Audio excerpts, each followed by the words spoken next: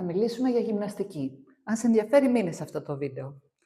Όταν είμαστε νέοι, γυμναζόμαστε γιατί θέλουμε να έχουμε μια ωραία εικόνα, να φτιάξουμε, να βελτιώσουμε την εξωτερική μας εμφάνιση.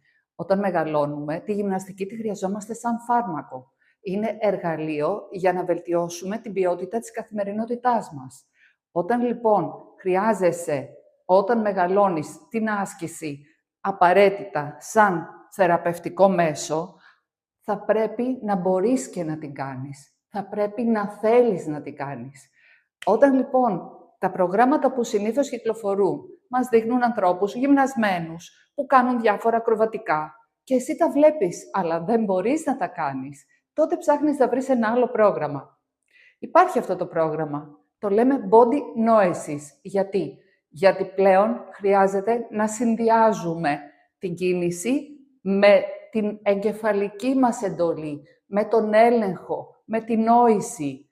Αν λοιπόν σε ενδιαφέρει αυτό, το πρόγραμμα, το νέο πρόγραμμα άσκησης και θες να μάθεις περισσότερα, ακολούθησέ με. Θα πούμε πολλά πράγματα που μπορεί να σε ενδιαφέρουν. Μείνε!